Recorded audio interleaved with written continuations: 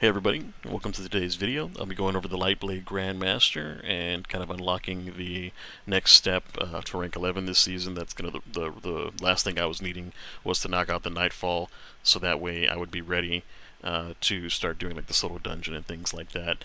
I probably should have done them before, especially when you could cheese the master. But I feel like, and I don't mind. I can do it regularly, and I'll do the master normal. It feels a little bit better too when you accomplish it yourself. So today we'll be looking at the strategy that I use, the build that I use in order to get through the Lightblade. Surprisingly, it wasn't too difficult with the group makeup that we had. We had, I think, a Void Warlock, and we had a Strand Titan. And so it was like a nice little mix. The Void Warlock did a pretty good job of using his super to burn down some of the more beefy enemies, like champions and groups of enemies that, like the knights, the sword knights, things like that.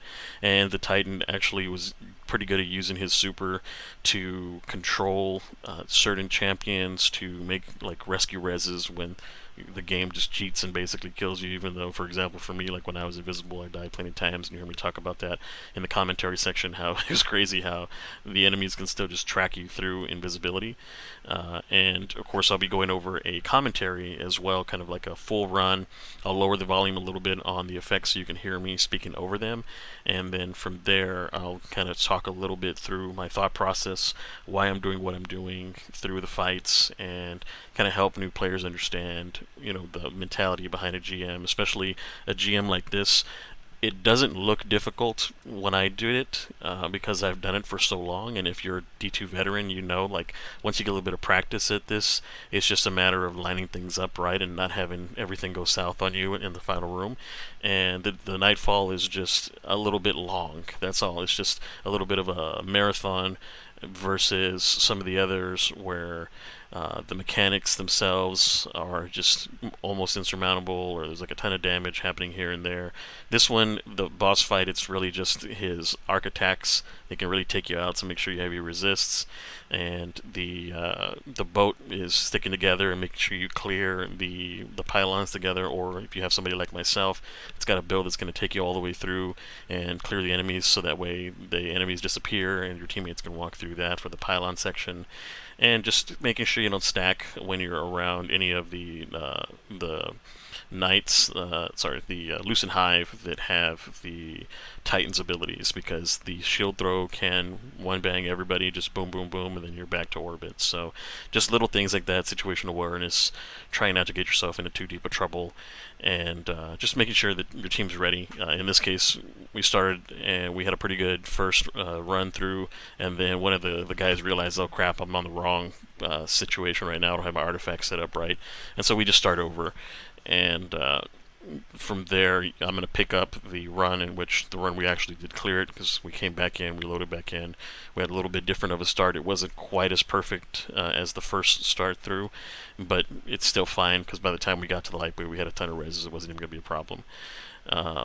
If you have any questions on any other things that I may not cover, feel free to ask them in the comments.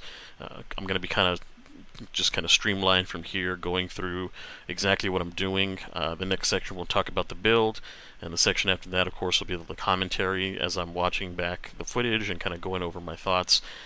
Feel free to ask any questions in the comments that you may have, and I'll answer them as quickly as I can. I don't always get to every single comment, but I try. And if it's something that's like obviously in the video, I'll just point back to and say, hey, here's the timestamp, check it out. That way you can revisit that before you try to do your run this week and this weekend, and make sure that you get your first GM done, you knock out the rank 10 requirement, and then you can start working on your rank 11 stuff. So from here, I'm going to move into the build section, and then I'll talk to you guys again in the commentary. Okay, here's where I go over the build in more detail. Again, revisiting the tree, the Night Stalker tree. I went with the Vortex Grenade because a lot of the bosses are surrounded by, and when I say bosses, I mean champions as well, surrounded by a bunch of smaller adds. So this will kind of bunch them up. That way you and your team can handle them. And then it'll also keep putting pressure on the champions so that they don't have a chance to heal up and get away. Because in this particular strike, they do tend to fall back, or they do tend to put themselves in a position where they can do the most damage to you while getting their shields back and being just a pest. So you have to take them out very quickly. Snare Bomb is your only option. option, of course, I go with triple jump.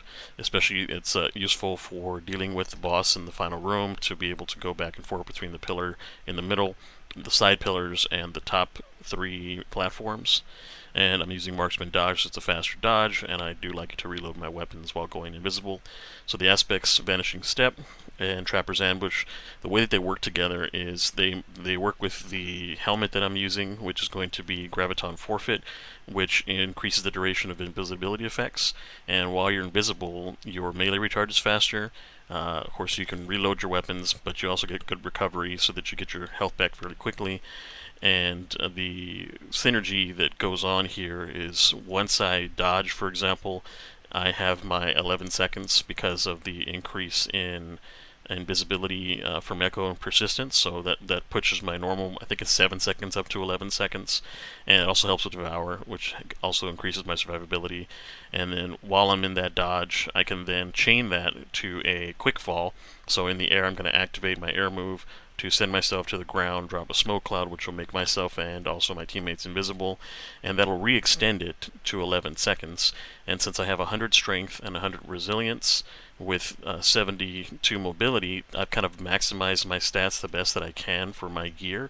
The reason why mobility is at 7 is because I also am running the mobility armor charge, so it's called Font of Agility. If I have an armor charge, that's going to give me 30 more, and so essentially put me at a tier 10 mobility.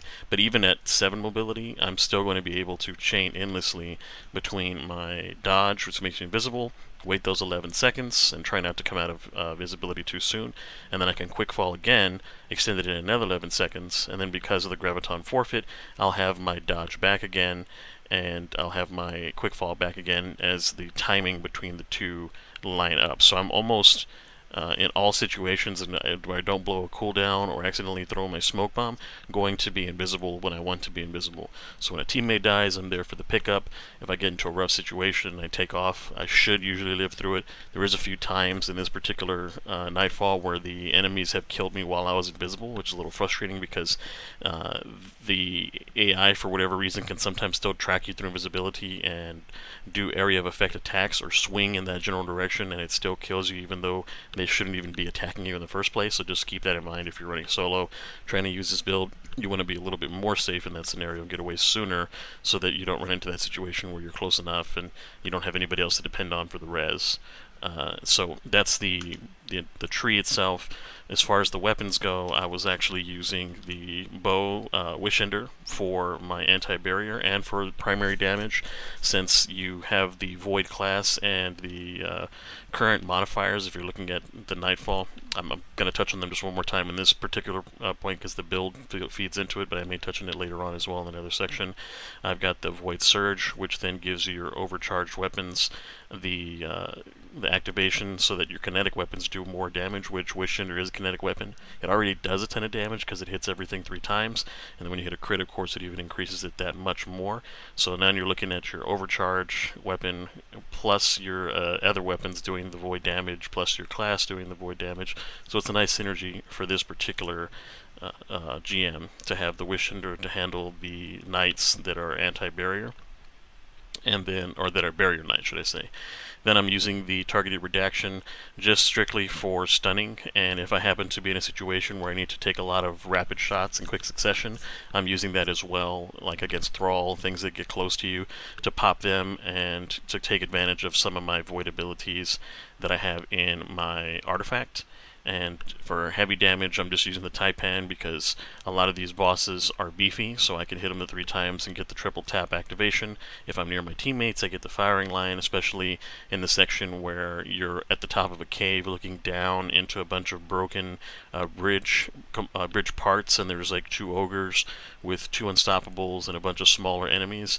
This can actually do a bunch of damage if you're trying to just burn through those and you got a bunch of heavy lying on the ground. And then also you can use it for Shriekers. So I use that a lot for the Shriekers when going through the boat phases, and for any Shriekers that are like, for example, in that same place with the broken bridge, there's 2 Shriekers, 1 on each side, to pop them as well if I didn't feel like using the bow or if I had some extra heavy ready to go. As far as the ghosts, I just Prosperity Vanguard because of the additional bonus that you get from finishing the Nightfall. and let's go through the artifact. So with the artifact, the only thing important on here, you can pick whatever you want, is going to be the unstoppable hand cannon. And then unauthorized arc, I just picked that to push me along, but really the void mod and the melee mod are the ones that you're going to want to choose for the build. I'd pick Deeper Origins because I was using the hand cannon that had Unsated Hunger, so it was going to get some of that bonus. Unto the Breach is a nice little bonus that when you're defeating things that are already Void debuffed, either by your super or if you catch them in your smoke, then you get Void Breaches, which will then give you Devour and also give you a shield and your health back. So it's like a nice little additional bonus. You don't really lean on it because you're playing back pretty far, but it's a nice little bonus to have if you happen to be next to a Void Breach and you need a little quick heal in a situation that would save your life. And of course here's that Protective Breach, which gives you that overshield that I was just talking about. Counter charge is great this season because you get armor charges just from stunning champions, and so if you're running some type of a build where you're adding any additional damage from the mods that allow you to do percentage damage based on them, the surge mods, and so you could be running, for example, triple void surge if you really wanted to, and that would allow you to always have that whenever it's time to do damage to the champion. So you get the champion stun, you get your armor charge, which gives you the void surge, which helps you burn the champion down. I didn't need that, but it is something nice that you can add and change to your build. Supernova, when picking up a Void Breach, you get additional weakening pulses, so then I could use my hand cannon to activate that once I picked up a Void Breach if I was aware of it. And then squad goals, so if I had Devour from picking up orbs, then in this case my teammates would have Devour from picking up orbs, and the way that I got that is from the Echo of Starvation. Picking up a Void Breach or an Overpower gives me Devour, and you keep that up by getting kills. I also went Echo of Obscurity to get the finisher. Final Blows giving me invisibility, which helps when finishing any of the larger enemies or any of the Lucent Hive. When you finish their ghost and when you finish their body, you both get invisible from both of those, so it's nice to stay safe doing that. And then I went with Echo of Instability to get volatile rounds to my weapons if I decided to use a grenade to get a grenade kill on a group of Thrall, for example. I could switch to my hand cannon and I could pop that, but really I wanted it for the 10 strength so that I could move some points around to make my build a little bit more even. That allowed me to get mobility to 7, to tier 7, so that I would max out at tier 10 when I picked up the orb, and so it worked out very nice. And so that's pretty much the artifact, the weapons. Let me go over real fast just some more of the mods, and then we'll move into the commentary section showing how I actually cleared the Grandmaster this week and then finished off my Guardian rank so that I can start working on rank 11. So as you can see here, I went with 7 mobility, which is 70. When I'm talking 7 tiers, 10 resilience or 100 resilience, 10 strength or 100 strength, and then the rest is just fill in whatever you have on your particular gear. But the resilience, mobility, and strength are the most important stats for this build. So that's kind of what I was stacking out, is mobility to get my mobility up, and then my other items based on the D2 armor picker got me 100 resilience, 100 strength. I went with arc resistance because the boss arc damage is ridiculous and some of the boomer arc damage is ridiculous, so these double arc resistance did help save my life plenty of times where I would have died if I didn't have it. I had Void Reserve so that I could have more linear fusion ammo. I picked up class ability energy whenever I would get orbs, and then I would get all ability energy cooldowns whenever I get orbs, and there was plenty of orbs because I was running Kinetic Siphon for the bow and Harmonic Siphon, which gives me Void Siphon for the other 2 weapons. And when it comes to the mods, I was running the class ability energy mod, so that way I would always have my dodge if I could run around and grab a bunch of orbs, and my dodge just didn't happen to be ready. And then I did the opposite, where if I happened to, for whatever reason, melee something, which I tried not to do, I would still get the transfer. But in this case, I wanted my grenade to help build that melee up for the quick fall, so that I could always have that as well. Even though the build will still kind of operate without these 2, these are just nice to haves to make sure that you're always topped up and you don't happen to be in a situation where you need like kind of a hero moment to rescue your teammates and you just don't have it because your abilities were just a little bit off. So I was never in that situation. And again, the only time I ever died is because the game killed me even though I was invisible, basically, or I was trying to rescue somebody and I put myself in a bad position. Outside of that, I was running the outreach, so it reduces melee cooldown when using your class ability, which is great. And then I was using the distribution. If I'm near stuff and I happen to dodge near stuff, I was getting the utility kickstart, plus I was getting the distribution pop. And so that was another thing that was kind of helping me keep that feedback loop of, dodging to then quick fall to then dodging to then quick fall. And you'll see that in the section where you're running the pillars and you're getting slowed by the weight of darkness, that I just kind of cruise through everything invisibly while my teammates are just kind of killing things here and there to live, and I'm able to get to the very end, remove the weight of darkness for them so they can catch up, and then they also were able to avoid dying because they weren't having to run through all those spawns and all those other spawns. The enemies despawned and they caught up while I was working on an unstoppable. So that's pretty much the whole build, of course, other than the heavy ammo finders. But you can put whatever you like. I mean, the ammo was not super scarce, and I did most of the heavy lifting with the bow. And so you can do a scout if you want to help your teammates out, or you can add some additional siphon mods, anything else that you like as far as tweaks to your build, especially if you happen to be in a situation where you're running something like Powerful Friends off your teammates, or have a little bit more synergy, you want your super more often, things like that. So the build is basically, again, tied to staying invisible, being a utility for your teammate, being in the right spots, and then with the super I was running the Mobius quiver so that I could burn down quickly priority targets like champions, like the Lucent Hive, and also deactivate their super abilities with the quiver itself. So it was also something nice to have, and I had it plenty of times throughout the encounters you'll see.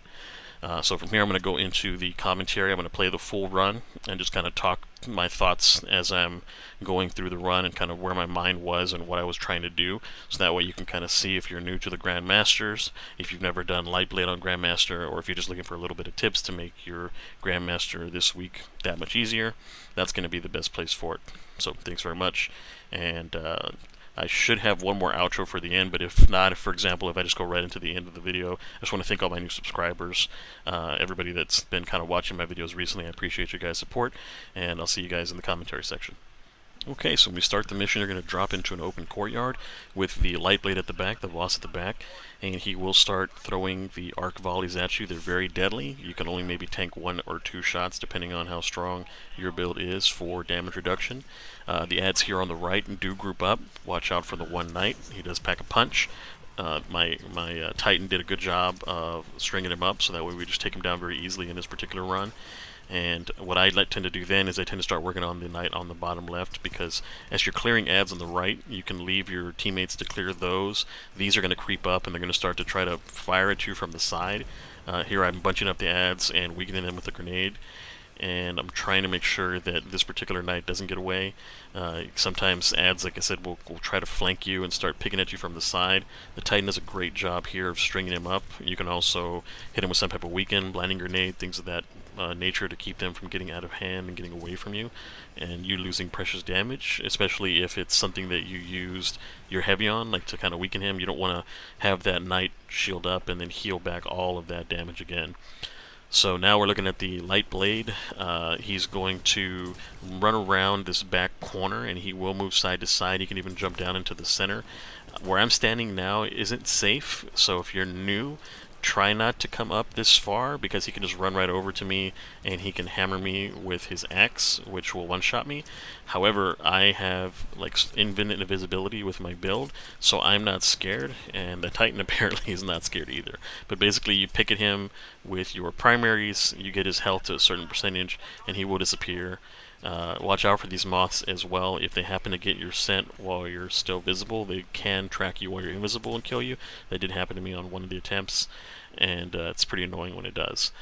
But next section, you're going to have 2 wizards, one on the upper floor where you start out here that's even with the hallway that we're standing in, and one on the lower floor that will hover up once you kill this particular wizard that I'm shooting right now. As you can see, here's the second one. I'm doing my best to pop the shields.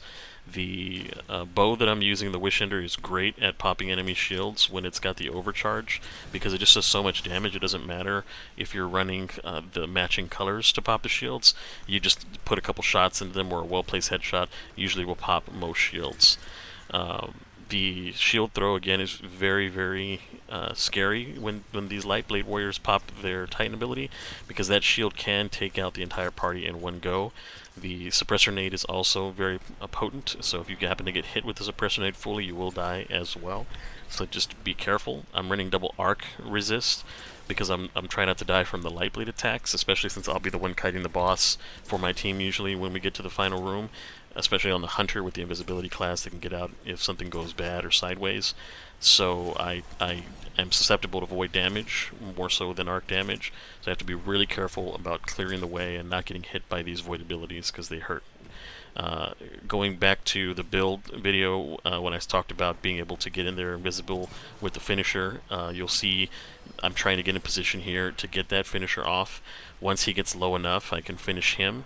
I go invisible. I can then finish the ghost and go invisible and then clear out because the thrall will still be swinging where I was standing. If I had stood still there, I could have died. And of course, it has happened in the past. Some thralls have picked me off like that. So it's just one of those things where just move when you can. Here I popped the super to clear out the Titan ability off of the Lightblade warrior because I didn't want to go to get a res and then have a shield come up from the ground below. And it looks like the Warlock went down there and finished him off, which is great. In this next section, I'm dropping the Void Nade to make sure I get all of them bunched up together and try to get them to come at us and pull them and kind of kite them one at a time. We did successfully get that happen here with the Disciple Knights. One comes up and I'm able to push him to the point where he's finishable, and then the other one will come up shortly after, and I think he ends up catching one of my teammates. So just be real careful with your spacing on him. He lunges really far and he can one-shot you if you're not that careful. Just like that. So also too, if you're doing a finisher, be aware that you may burn some lives, some revives doing finishers. In this season there's that bug where sometimes a finisher will kill you because of like some, I guess, velocity, or you just happen to hit some type of weird code where it just automatically architects you from there, so you die to the architects, and nothing you can do about it when doing a finisher.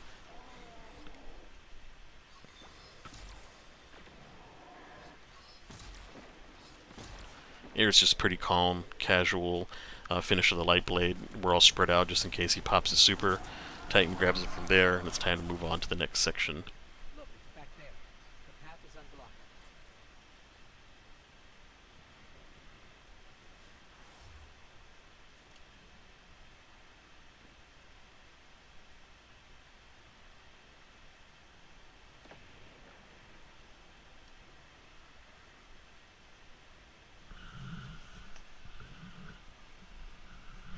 Coming into this section with the boats, prepare yourselves for 2 knights, 2 barrier knights, and a couple of adds protecting them on each side. For me, I did try to help my teammates through the boat by using my quick fall to help them stay invisible for a short period of time, but there's not 2 hunters in this case, so since there wasn't 2 hunters, we weren't able to just like fully bypass all of the enemies on the way to from boats, as far as like the initial launch of the boat all the way to the back of the path where you begin to fight the thralls. So in this case, I stayed and fought, but I only went invisible when it was beneficial to me, or I needed to get my health back, things like that. Also, too, if a team member dies in this section, you'll see that it'll teleport them past the wall into the next section. I thought we were going to have to finish the whole entire boat to pull him to the next kind of the pylon section where you're traversing the swamp, but you can actually jump down here, and you'll see us do it in a second, and get the res at the bottom there.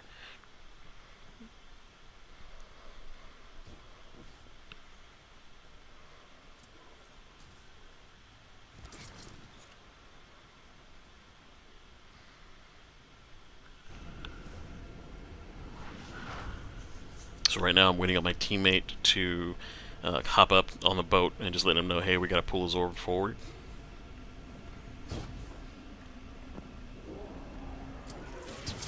And the boat will not move as long as there's an enemy alive, so my teammate goes and helps push this enemy out so that we can finish him off and move on to the next section. Just be careful with the moths. That moth could have killed my teammate there. How is this? Ah, there it is. Here we go. Boat's moving. Now in this section you've got ads on each of the little platforms on both sides. There's 4 sections where there'll be those ads, so just prepare to try to clear them out using like GLs if you have them, your area effect abilities. If you're not set up like me where you can just go in biz and bypass them, you do want to make sure that you're moving quickly to get those kills, or they'll get the better of your teammates, like you'll see happen behind us there. Now here, I had to wait and just make sure that I didn't get into a bad situation, so I waited until my invisibility was almost out, and then I re-upped my invisibility. I had to cross over, and you'll see me do that in a second, and then wait for my dodge invisibility to come back so that I can have a little free reign to get over to the platforms. And I just wanted to think out my jump very carefully. Here, the same thing, I only had 4 seconds left, so I said, okay, let me wait until quickfall is ready, then I can quickfall these ads and kind of keep them stunned so that they don't just auto-kill my teammate when I get him back up again. Although unfortunately there was a moth there, and I think I do lose a teammate. Again, one more time, we're trying to clear this out. I'm also trying to get away from the grenade fire, and I got a little bit lucky not to get hit by the Shrieker there as I was just walking into his random fire. One thing to be careful about too is your jumps. My jump, for whatever reason, didn't give me the initial height that I needed, so unfortunately I died right there. Thankfully, the Titan was able to get up and above, and he's able to avoid getting killed by all the ads and grab one of our reses, and then I can go and grab the other res, and so on and so forth. So just be aware that sometimes the game just isn't on your side, and it's cool if that happens. Now, while these guys are tangling with the Lightblade, I'm like, okay, well, they're going to kill him pretty easily. Let me just get up there and get the orbs so that I can dunk. And then what I'm already doing in my head is I'm seeing, okay, where are the other ads? How can I plan this out so that when I jump down, I'm able to help my teammates fire across?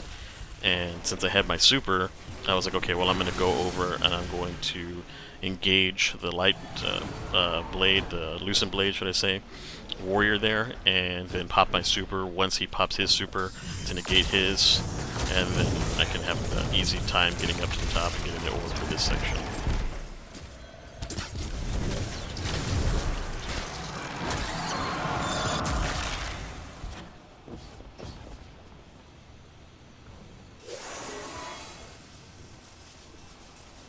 Once these 2 orbs are placed, you're going to hop back on the boat. This is a section that if you were running, for example, like Omni-Oculus Hunters, and you had multiple Omni-Oculus Hunters popping their invisibility back to back to back, that's like a really strong build for this section. You just basically skip it entirely by keeping everybody invisible and just alternating and just calling out like, I got this invis, I got this invis, because if you're running 3 hunters and you have 3 Omni-Oculus Hunters, by the time that the invis is done, with 1 hunter, they can pop the next one, and then by the time that one's done, the first hunter almost has his back already, so the third hunter just fills that gap, and you just sneak underneath all the enemies. Since I didn't have all hunters, I was just making sure to pick off everything that I could. I was popping the Shriekers with my heavy to make sure they couldn't kill my teammates, because the death here is inconvenient since the orb gets put into a weird spot, and then you're pressured to get the orb, get res, and then get back to the boat. So I was just doing my best to cover my teammates and make sure that that didn't happen, especially like these little moths that are just super disruptive, because they can finish you off quite easily if you have just a little bit of health off you. I initially was kind of worried about this section because the Thrall do more damage to you, so I'm like, okay, so how am I going to make sure that I'm not the one that gets hit by a Thrall and gets killed rather quickly? But the Titan and the other Warlock did a pretty good job alternating their abilities with me, and we didn't really have any issues where we were pressed too hard or worried that the Thrall were going to kill us. The Hive tech, so archaic. Just give me a sec. I was trying to get a finish off here so that I could spread Devour to my teammates as well, which looks like I successfully did. So now that any time that they do happen to get hit by one of the Thrall, once they go and get killed, then they're going to get Devour back, and the Titan has Woven Mail, so in that scenario, he was pretty safe from damage, so if any was going to live, it was going to be the Titan. And this is me just telling them, typing in the bottom, just like, hey, I'm going to run ahead in the pylon section, just try to do your best to stay alive. And I think what they did is they ended up just kind of like running along the side. I didn't look back too often because I was trying to haul ass to make sure that I made it all the way to the end before any of them died, so I didn't have to walk all the way back to get the res.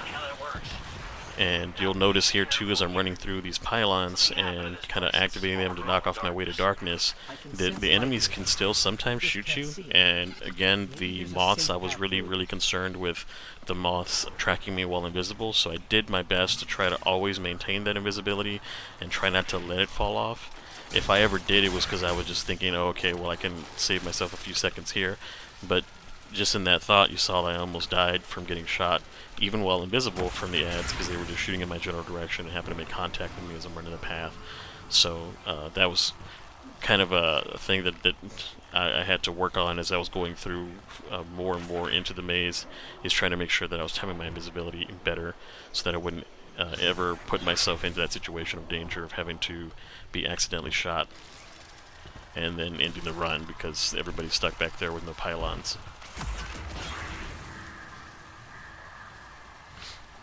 And if you happen to be new and wondering what I'm doing, I'm actually running through these gates that allow me to see the pylons. They're actually hidden as trees initially until you hit the gate, and then you can see the pylon. And if you stand next to the pylon, every few seconds it knocks off a tick of weighted darkness. You see it's 3 per tick, and then as you get down to like 4 weight of darkness or under 5, you move pretty normal pace again.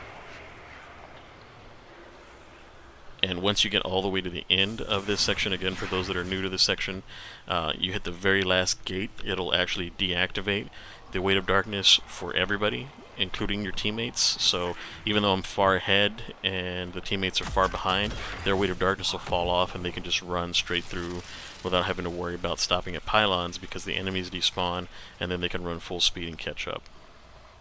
And they're actually waiting for me. I see that they just sat down and did some sit emotes because they saw that I was almost there. We're heading in. Careful. The knight guarding this place? He's an old rival of Oryx, and he's no joke.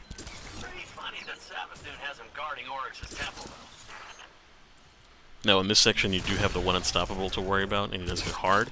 Again, I have double arc resist, so he wasn't able to one-shot me there.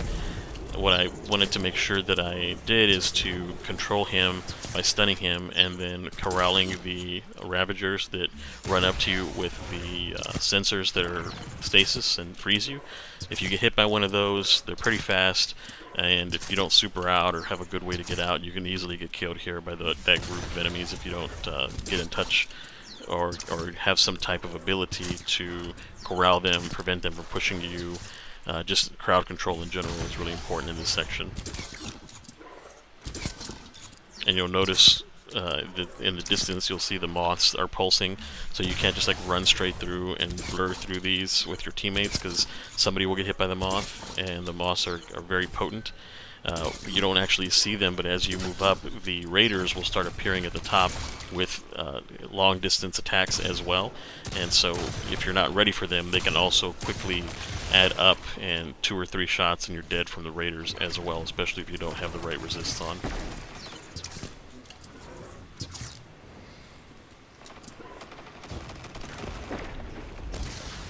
Now this is the section that I was referring to when you come out of the cave and you got that opening with 2 big ogres and then 2 Scorn Unstoppables down there, the abominations. And so what I like to do is I just like to hang out here at the mouth of the cave, and I stand a little further back because what will happen is Screebs that are down there will make their way up, kind of jumping up to these broken bridge platforms. And if you're all 3 standing right on top of each other like we are right now, I was kind of a little nervous that a Screeb would pop up and they happen to blow up, or you happen to hit one with your bullets, it will kill everybody. So once you start to kind of get that sense like, oh shit, the Screebs are coming, just back way up like I did right here and just start picking on what you can, because you don't want to be the person in front that dies and have to hope that your teammates also don't die. You want to try to be the person that, okay, well if they die, I'm going to save them. And here come the Screebs that I was mentioning. That was a nice move on the Titan's abilities to throw down a shackle grenade.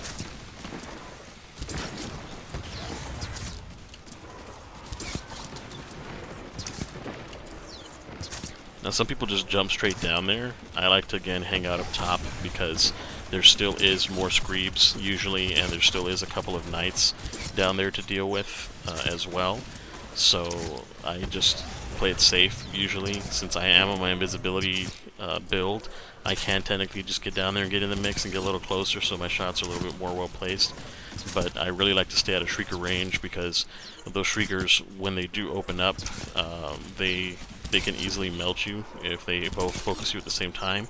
Or let's say if they hit you and the Lightblade hits you at the same time with his attacks, and they're just instant death at that point. Nothing you can do. You can't even react if you're not in a good spot.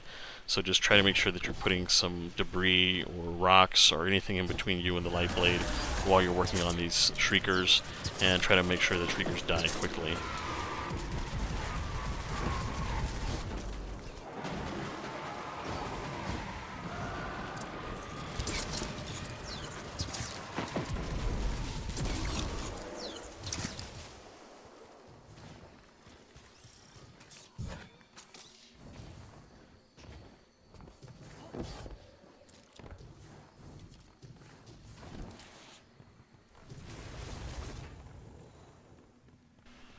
Okay, so what I'm doing now is I'm waiting for my teammates to catch up before we drop down. You all want to try to drop down at the same time, because if you don't, one teammate that's behind will start getting damage from the zone that spawns in the middle, and also they may miss out on some orbs and things. And you'll see orbs are going to fall from the ceiling, and they're also going to be easily obtained by running around and killing the curse thrall at the bottom. That's pretty much what they're there for, to help you get your supers up. And so what I did is I used my super immediately, because I knew that the orbs were going to be plentiful once I got down there. And of course, since I can go invisible any time that I want, for however long I want, I was comfortable that I'd be able to get my super back by the time I needed it, which is going to be when the champions spawn alongside a Lucent Hive Bear. Now, what I'm doing here, as you'll see, is I'm baiting the boss to try to keep him from attacking my teammates. So I try to get the boss's attention and dance around the thralls, use my grenade there to protect myself.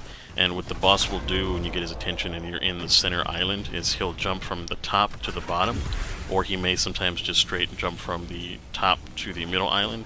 But while he's transitioning between jumping down and jumping up, or jumping across, he won't swing his sword, his axe. So you can actually continually lock him into this state where he's following you from your levels, top to bottom. And by doing that, he'll be actually easy to attack, and he won't be much of a problem for you going forward. So unfortunately there I even made my teammate invisible, you saw that, and the boss still attacked the area and happened to kill the teammate. So what I ended up doing is just distracting the boss and then jumping to a different island so that my teammate could be rezzed while the boss was attacking me. And again, this is how the dance works.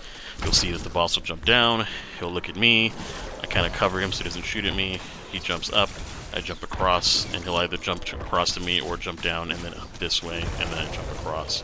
And so again, this is just boss control. It's a very important part of the encounter. You want to make sure that somebody in your team knows how to do this, because it makes it a whole lot less chaotic with the boss kind of stuck in one spot, just hopping up and down and not really engaging with your other teammates as they do damage to him. Now, when the boss reached that first third of his health, you see that I had the two knights spawn, the two sword knights, plus the Lucent warrior, which is the titan of the Lucent Hive. And again, dodge the shields, make sure that he doesn't, 3-tap you, boom, boom, boom, and everybody gets sent to orbit with that shield bounce. But if you noticed, whenever the boss went to that first third, I popped my super to try to lock everybody into that zone, that kind of death zone that's there, and then do as much damage as I can to the Lucent Hive Bearer before I actually get in there and have to engage them. All of those knights were dead, and the boss was just, or the champion, should I say, was just kind of moving around, the Lucent champion. Once you killed him, you notice that he's going to go, his ghost is going to go back to wherever he was last standing, so it wasn't where I killed him, it was actually the floor, because I caught him in transition. So just be aware of that. If that happens, make sure you track down the Hive, Lucent Hive's ghost to knock it down before it can hop up again. What I'm doing here is I was trying to get around and regroup with my teammates, and I made the mistake of thinking that I could just punch that ad and it would die from that. And I was also assuming that my teammates were also coming right behind me and going to shoot it as well. I should have just hopped over it or went invis and not taken that chance, because you can get one-shot punched, as you see there, because of the modifiers. So just be real careful in this room with Thrall and the smaller enemies not to have that happen. The Titan's doing a good job of controlling this barrier knight, and we're going to burn it down together. I'm always head on a swivel, even with the boss following me. I want to make sure that I know exactly where the barrier champions are, and I'm going to engage them as soon as I can to make sure that they get put down quickly, because they're the biggest threat outside of the boss in this part here. Now the next wave is going to happen on the boss once he gets down to half of this current health bar that he's at, his second third. And once he gets down to 50% health and half of this particular health bar, more adds will spawn, and you'll see that it's important to spread out and take out the little stuff quickly, because those little adds are going to be the ones that end up ending your run and killing you, since you'll be like half health or quarter health from dealing with the champion, or the boss happens to catch you with a couple of shots. Those little adds will be the ones that end up ending your run, because they'll kill you as you're trying to escape from the bigger items. So make sure that you're prioritizing the little guys and trying to knock them out as much as you can. Use your AoE abilities and stay alive. Obviously, that's the most important. As you see, I went invisible just to make sure I got my health back, increase my recovery, and the boss is still chasing me even though I'm invisible. So what I'm doing is just kind of making sure the boss is away from my teammates and trying to do my best to help out with the knight, and trying to line of sight that boss, as you see that I did there. So now I got eyes on the boss. I see that he's in the middle. So I'm like, okay, it's my turn then to start dealing with this champion, since he's chasing the warlock right now. And the titan. And when he jumps back down, now I'm going to try to get boss attention back so that I can get the boss back into that state of going back and forth between the platforms. And I'm just making sure that I'm not being blind to smaller adds like that acolyte there, and making sure that I'm doing my job to protect my teammates as they're coming across the center. And you'll notice that I utilize these smaller islands as well, so I don't have to be down there with the Cursed Thrall. And the boss will also recognize that I'm kind of in the lower level under the floor, and he'll jump down after me too, even if I'm in that middle pillar. So it's a nice way to kind of keep yourself safe, but give yourself a platform to stand on that's not going to be in the Cursed Thrall that are hiding down there. So once he gets into this next section, his next third, he'll go invincible again. You're going to have another spawn of the Lucent Hive Bearer plus the Knights. I don't have my super just yet, unfortunately. I didn't get enough orbs to get it. If not, I would have used it immediately and burnt them down. So what I'm doing here is I'm just drawing away the Knight, and even though I'm invisible, he still continued to shoot in that direction. And that's kind of what I was saying earlier, is that even if you're invisible, sometimes the enemies will just continue to fire in that general direction and connect with you, and that's one of those instances there. So just try to do your best to line of sight them. I should have went and dodged to my left and hid behind that pillar that's in the center of the walkway there, and that should have absorbed the Lightblade Warrior's attack. And as you can see here, I killed him up there, and I'm trying to get up, and as I get up there, my momentum takes me back, so I didn't get there in time, but the Titans did, so we didn't end up running in a situation where we couldn't kill that ghost and had to deal with the Hive Bearer all over again. So I'm cleaning up the Thrall here, because now it's like winning time, basically. There is going to be one more group of adds that spawn, I believe, at the boss's half health mark here, but you still want to do your best to try to burn through his health.